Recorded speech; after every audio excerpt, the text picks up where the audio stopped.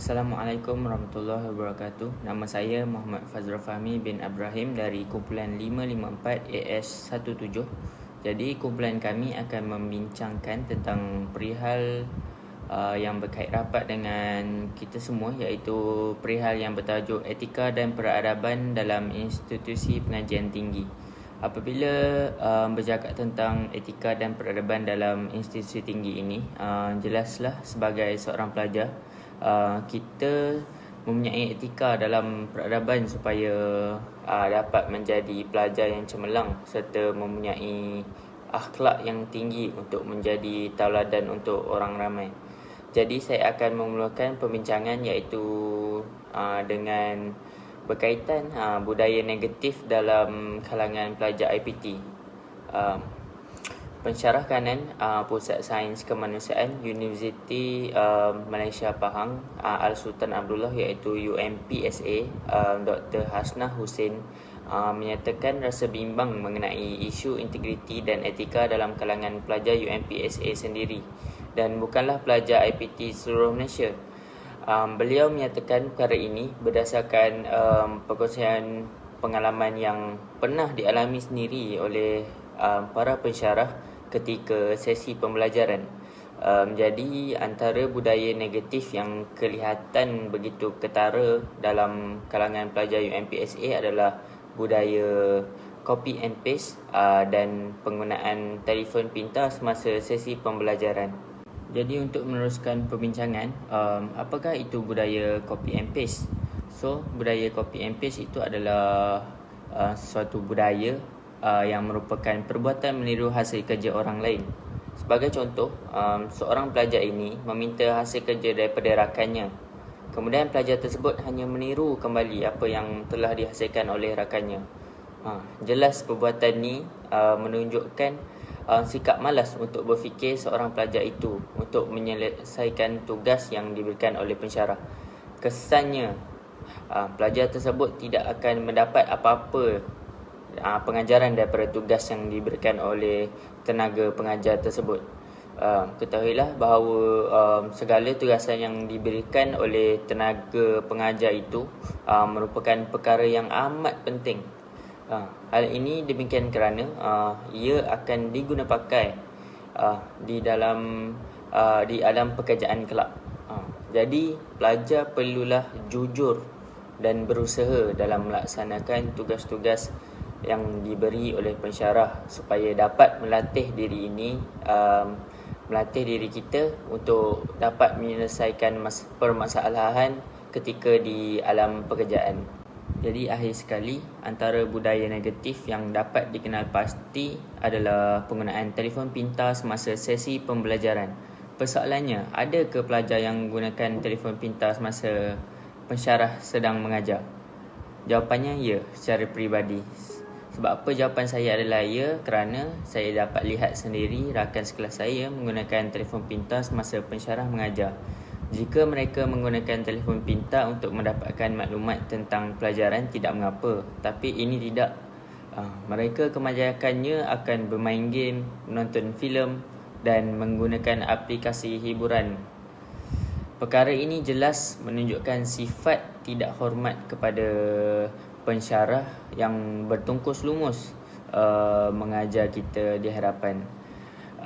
Tambahan pula, semestinya jika bermain dengan telefon pintar, kita tidak lagi fokus tentang pembelajaran tersebut.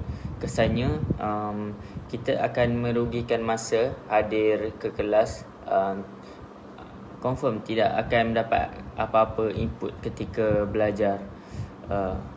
Kesimpulannya, sebagai seorang pelajar, kita wajar mempunyai kesedaran tentang etika dan peradaban.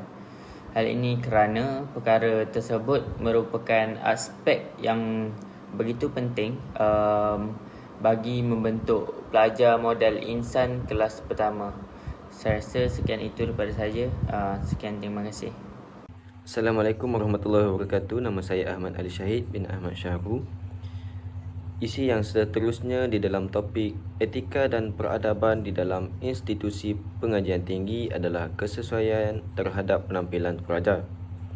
Secara khususnya, pemakaian pelajar akan mencerminkan norma moral, sopan santun dan budaya masyarakat akademik. Hal sedemikian, cara pemakaian yang tidak sesuai dan tidak mengikut etika akan memberi kesan negatif terhadap suasana akademik. Di antara contoh pakaian yang tidak sesuai adalah memakai baju kemeja T, berseluar pendek, berselipar serta memakai pakaian yang ketat atau mendedahkan. Selain itu juga memakai pakaian yang memaparkan mesej politik atau agama yang boleh menimbulkan sensitiviti terhadap kaum dan mana-mana pihak. Di antara kesan terhadap kesesuaian penampilan pelajar adalah dapat mengurangkan tahap formaliti yang diharapkan serta tidak menghormati norma budaya dan etika. Selain itu juga dapat mengganggu neutraliti persekitaran akademik. Di antara sebab mengapa para pelajar tidak menjaga etika dan peradaban di dalam institusi pengajian tinggi adalah kerana disebabkan pengaruh pakaian artis tempatan dan antarabangsa. Oleh itu, untuk mengekalkan etika dan tamadun dalam pengajian tinggi, para pelajar adalah dituntut untuk memahami dan menghormati etika berpakaian yang telah digariskan oleh pihak atasan. Hal ini adalah kerana etika berpakaian mencerminkan tingkat profesionalisme terhadap pelajar, serta etika berpakaian menyumbang kepada suasana sopan di institusi pengajian tinggi. Selain itu juga, pakaian yang sesuai membantu mengekalkan imej terhadap sesuatu institusi pengajian yang tinggi.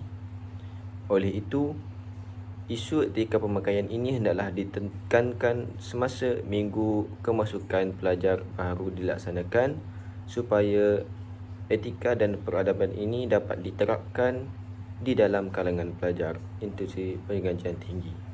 Berdasarkan buku kod etika yang diambil daripada laman sesawang UPM, para pelajar Universiti Putra Malaysia dikehendaki memakai seluar selek panjang ataupun jeans yang bersesuaian, serta baju haruslah berkolor.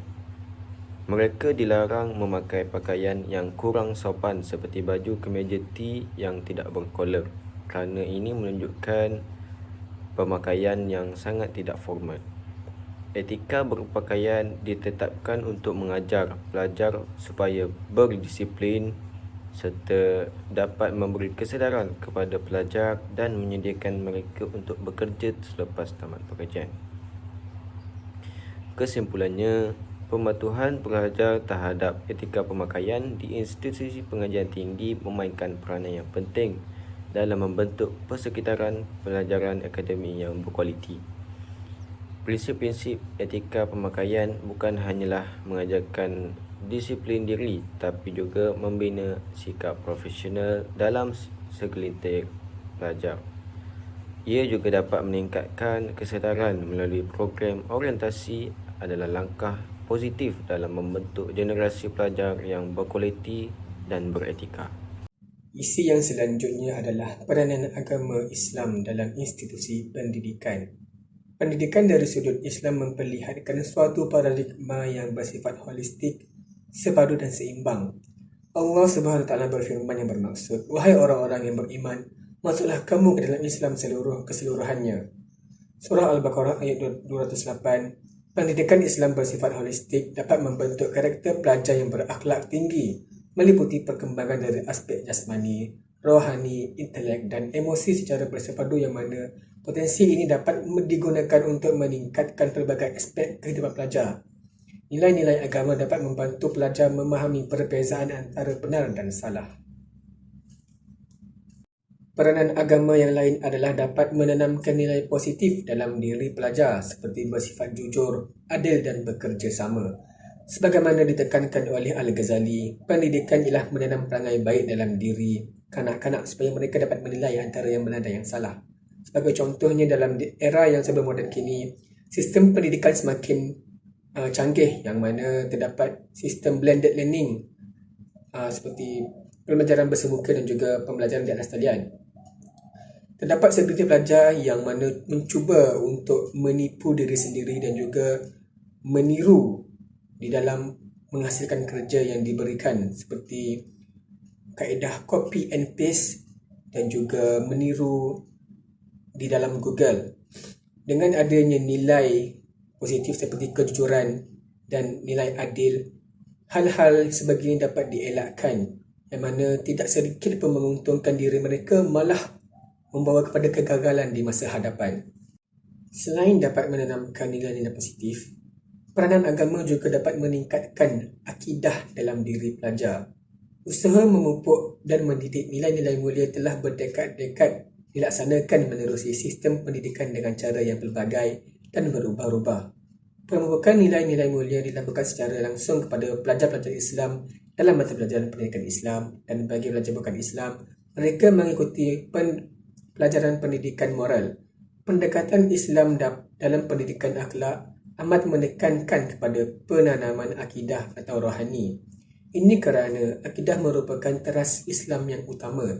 Kepentingan akidah dalam Islam dapat dilihat menerusi nas-nas Al-Quran dan hadis yang banyak mengaitkan pembentukan akhlak dengan akidah atau iman. Misalnya, orang mukmin yang paling sempurna imannya ialah yang paling baik akhlaknya. Imam Ahmad, Juzuk 3, nombor 7406. Dengan kata lain, agama merupakan asas dalam pembentukan akhlak manusia. Tanpa ikatan agama, suatu pendidikan akhlak itu tidak akan mantap dan kekal, malah hanya bersifat sementara yang akhirnya membawa kepada kegagalan pendidikan akhlak. Untuk bahagian seterusnya, kepentingan etika terhadap pelajar. Individu yang tidak mempunyai nilai akhlak yang tinggi tidak boleh dianggap sempurna, kerana kemuliaan sebuah bangsa tidak hanya bergantung pada pengetahuan yang tinggi, tetapi juga integriti etika mereka. Islam menggunakan Al-Quran dan hadis sebagai sumber rujukan yang penting untuk memutuskan nilai-nilai moral yang mesti dipegang oleh setiap individu yang beragama Islam. Manifestasi kewujudan peradaban lama adalah kehidupan beragama yang membawa kepada nilai cara hidup yang terpuji dan tinggi akhlak dan moralnya. Ini membawa maksud bahawa agama telah dijadikan panduan utama dalam pembinaan tamadun. Nilai moral yang mesti dipegang oleh setiap individu yang beragama Islam. Terdapat beberapa etika penting yang perlu dimiliki oleh pelajar. Antaranya adalah kejujuran, kebenaran, amanah, keadilan, menepati janji, ihsan, istiqamah, berilmu berkemahiran dan juga berkeazaman. Seterusnya, antara cabaran yang dihadapi oleh pendidik dan juga mahasiswa. Antara cabaran untuk mahasiswa adalah kurang sumber berkaitan etika dan moral, tiada garis rujukan yang jelas untuk menilai aspek etika dan moral pelajar, dan juga kurang kemudahan untuk membantu pembangunan etika dan moral pelajar. Manakala untuk mahasiswa pula adalah tiada rujukan panduan yang jelas untuk menentukan aspek etika dan moral pelajar. Kursus yang diambil lebih banyak menekankan pengetahuan teknikal daripada aspek etika, dan juga kurang sumber untuk menggalakkan pembangunan etika dan moral pelajar. Dan untuk saya ini adalah untuk kepentingan untuk menitik beratkan nilai terhadap pelajar. Malaysia mempunyai nilai dan etika yang berbeza kerana pelbagai budaya dan kaumnya. Oleh itu, pelajar sekolah rendah hendaklah memahami dan mengiktiraf prinsip dan nilai yang wujud dalam masyarakat setiap individu. Penyelarasan prinsip dan etika yang terdapat dalam pelbagai agama dan masyarakat membolehkan kanak-kanak menjadi lebih pandai dan berbudi bahasa pada masa yang akan datang. Ini tidak langsung akan membantu dalam mencapai agenda transformasi negara dan wawasan negara maju pada masa yang akan datang. Seterusnya, adab menuntut ilmu walau dalam talian. Antara adab yang perlu seorang pelajar miliki adalah niat yang wajar ketika hendak menuntut ilmu. Sebagai contoh, walaupun ujian sentiasa datang dalam setiap hal yang dilakukan, termasuk ketika menuntut ilmu, namun Dengan hati yang cekal serta niat yang jelas ketika menuntut ilmu, sudah pasti kejayaan akan diperoleh. Selain itu, amalan berdoa sebelum memulakan sesi pelajaran. Berdoa sebelum belajar amalan penting bagi memperoleh keberkatan daripada ilahi. Walaupun belajar dalam talian, amalan membaca doa sebelum memulakan pelajaran tetap boleh dibuat tanpa sebarang halangan dan akan memberikan manfaat kepada pelajar. Ketenangan insya-Allah bakal diperoleh semasa proses pembelajaran berlangsung. Kemudian, sebagai seorang pelajar, menumpukan perhatian sepenuhnya ketika belajar perlu diterapkan. Sewaktu pengajar sedang mengadakan sesi pembelajaran dalam talian, pelajar tidak seharusnya leka dan melakukan perkara lain yang tidak berfaedah dan boleh menjejaskan aktiviti pembelajaran tersebut. Perkara yang dinyatakan termasuklah melayari laman seseorang lain dan bermain permainan video ketika sesi pelajaran sedang berjalan. Di samping itu, sentiasa menepati masa ketika sesi pembelajaran bermula. Pembelajaran dalam talian juga berlangsung dalam jangka waktu yang telah ditetapkan serta berjadual. Oleh itu, para pelajar seharusnya bersedia dan tidak seharusnya melengahkan masa yang diperuntukkan. Seterusnya, membuat persediaan awal ketika hendak menuntut ilmu. Ketika menuntut ilmu, persediaan amatlah penting untuk dilaksanakan bagi melancarkan proses pembelajaran tersebut. Sebagai contoh, para pelajar boleh menyediakan segala peralatan yang diperlukan seperti nota-nota dan juga peranti yang bakal digunakan dengan lebih awal. Untuk menjadi seorang yang cemerlang, pelajar seharusnya memiliki inisiatif sendiri dalam menyediakan bahan sebelum pelajaran bermula. Akhir sekali, mengekalkan komunikasi yang baik antara pelajar dan pengajar. Sekiranya komunikasi yang baik dapat dilakukan, proses pembelajaran akan berjalan lancar dan kefahaman pembelajaran dapat diperoleh dengan baik oleh para pelajar. Komunikasi yang bagus ini termasuk ketika hendak bertanyakan soalan kepada pengajar atau semasa ingin menjawab sebarang soalan yang diberikan oleh pengajar. Seterusnya ialah etika menuntut ilmu. Pengetahuan ini mesti diperolehi oleh setiap Muslim. Untuk berjaya dalam kehidupan dan perniagaan, kita mesti terlebih dahulu mendidik diri kita sendiri. Nabi SAW bersabda, kewajipan menuntut ilmu bagi semua Muslim. Ibnu Majah. Tiada perbezaan antara pengetahuan agama dan sekular dalam Islam. Tujuan yang sama seperti mengingati Allah SWT dan mengelakkan kesilapan.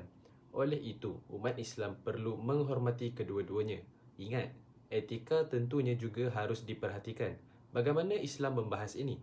Pengetahuan asas Islam ialah kewajipan dan pengorbanan yang perlu dilakukan untuk menikmatinya ialah dosa. Tindakan-tindakan yang dilakukan oleh pihak-pihak yang berkepentingan dalam melaksanakan tugas-tugas tersebut ialah sebagai berikut. Apabila belajar bahasa, perlu menggunakan adab. Ini dilakukan untuk memastikan bahawa pengetahuan yang diperolehi berguna dan juga rapat, dan bahawa ia juga boleh menaikkan dan meningkatkan kehidupan orang-orang baik di dunia dan di akhirat. Ini adalah beberapa contoh bahan yang sangat penting untuk difahami dan dianalisis. Ikhlas kerana Allah. Niat kita dalam mencari ilmu seharusnya untuk Allah, bukan untuk orang lain. Untuk mencari ilmu membutuhkan keredaan Allah. Ketika keredaan Allah tercapai, tujuan lain akan mendekat seperti hukum alam yang tidak tertulis. Semua perkataan orang lain akan lebih terdengar jika seseorang memiliki pendidikan yang lebih tinggi. Selain itu, ialah niat untuk menghilangkan kebodohan. Semua orang mempunyai kebodohan pada mulanya, jadi belajar lebih juga harus menjadi matlamat untuk mengurangkan kebodohan. Selepas menjadi orang yang pandai, anda perlulah mendidik orang lain. Bagaimana cara untuk menggunakan pengetahuan anda untuk menjadikan mereka lebih memahami supaya anda boleh mendidik mereka. Selain itu ialah berhati-hati terhadap peluang. Apabila peluang muncul, orang yang cerdas harus mengambilnya dengan menawarkan pertolongan ataupun bantuan.